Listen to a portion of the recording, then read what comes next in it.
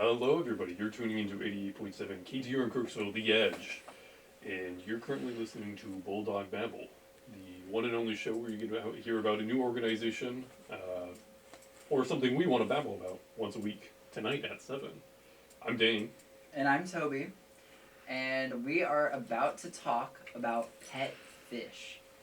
This is a topic that I'm very passionate about. I own a lot of fish at home. I don't have any fish currently up in Kirksville, but I'm a big fish guy. And I specifically say pet fish because I don't know a whole lot about the ones that are in the ocean right now. I know about the ones that we can have in our houses in tanks. I think to start off, we should talk about the betta fish. Okay. I think we should talk about the most basic, everybody knows this fish. I want to start off with some misconceptions. Okay. Misconceptions about all fish or just the betta Just fish? betta fish specifically, although this can apply to other pet fish. This is the one I most frequently see. A lot of people, well, also this does extend to goldfish as well, but they're a whole different thing, and I'll get into that too. But for betta fish specifically, when you think of a betta fish tank, what do you think of, Dane? A very small little tank. Approximately how many gallons? Gallons? Not even a gallon. Exactly. We're talking about, something that goes on the... Like a vase or a bowl. Yeah, like the counter at, the doctor's office or something. That is bad. That is fish abuse. Oh, And okay. I am not, exaggerating, because specifically the bowls. Mm-hmm. If they are in... So first off, the advised amount of water for a betta fish to be in is 5 gallons. It's a lot more than a little bowl. It is a lot more. Oh, that's my dad texting me. Okay. He wants to know about He the said betta fish. Sigma fish are the toughest, whatever that means. What is a Sigma fish? I'd love to know too. We have a new fish to Father, work could on. you elaborate, please? Put him on the phone. We need to hear about the Sigma fish. Yeah. Anyway, so yeah, they need a minimum 5 gallons. If you get 2.5, you're pushing it. They can live okay in that, but you're really, really pushing it with that. So I like to think that 5 is usually the gold standard minimum.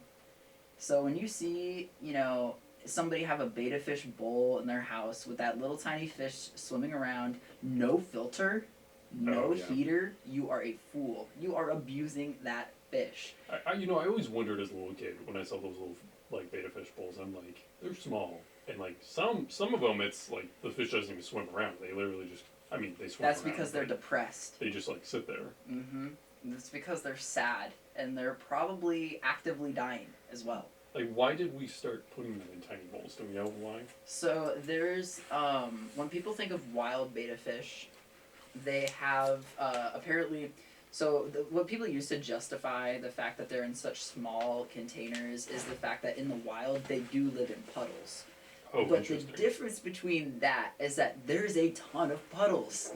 Okay. There's way more water that they're living in the wild than we are putting them in these tiny bowls. And there's also How do they get into puddles? I'm not I don't know about the wild fish. You're right, this is the wild one. I'm talking about fish. the pet Okay, I fish see. here. Okay. I'm not the wild fish expert. But that is what I vaguely know about wild bettas. Which also, if you Google it, wild bettas do look different from actual bettas that you see in stores, and they are beautiful. Interesting. Yeah, they just look more they have more brownish kind of tones, and they have really interesting patterns. But anyway, so yeah, we should not be doing that. These fish require, to live to their fullest extent, they require a heater and a filter.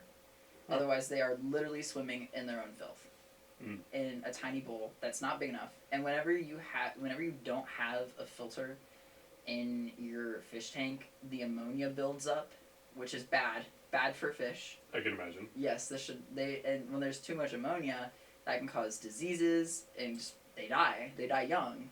That's why people will buy a betta fish, teach their kids about death. This is Wait, true. is this a real thing? Yes, this is a real thing. That people will... Come here, little Jimmy. It's time for you to learn about the mortal coil.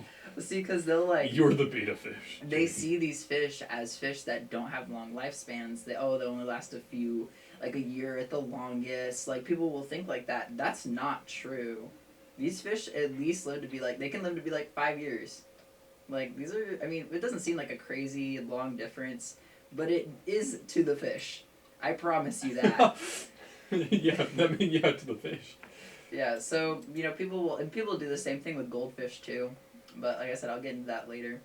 But yeah, beta fish, they need 5 gallons minimum, I would recommend at least. And you gotta get that, and you gotta keep that temp up. I mean, the thing is that, like, if you can't have this, I mean, first off, glass is cold, you know what I mean? And that water sitting in that's gonna get room temperature, and then it's not good for them. Like, they need to be, like, imagine you, as a human being, living in a house with no AC, no heat, nothing. You just have to exist. How uncomfortable do you think you would be, especially in this Kirksville weather right now? I'd be pretty well. Okay, in the Kirksville weather right now, I'd be pretty. Okay, good. not right now exactly. No. But say like this, like yesterday morning, walking to class, it was 40 degrees outside. Yeah. That is not habitable for no fish. None of them. Yeah. I mean, I guess not none of them. There are some crazy fish, but again, this is about pet fish. Yeah, the pet fish. Specifically. Yeah.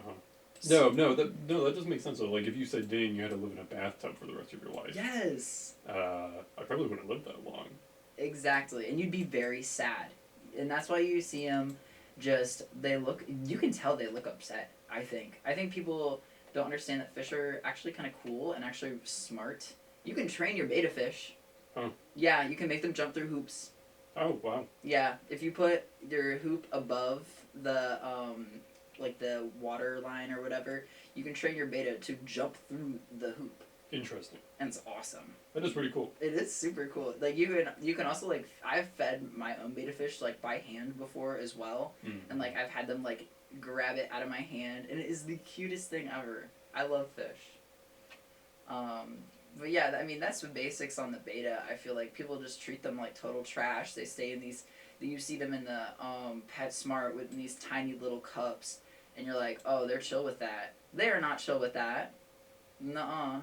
They don't have a choice, so they just kind of have to deal with it. And if you see any of the beta fish cups and the water is literally blue, that is them sedating the fish. Oh. So Nice. that usually comes with the fish. Like they're normally sedated. As far as I know, they're sedated like during transit, and ideally you would switch the water out once they get actually to the store and you put them on the shelves. However, that is not always what happens. Sometimes they'll just leave them in that water, and that is bad. That's also bad. Pet stores, yeah, they're just not the best at fish keeping. Oh, I would have never thought that.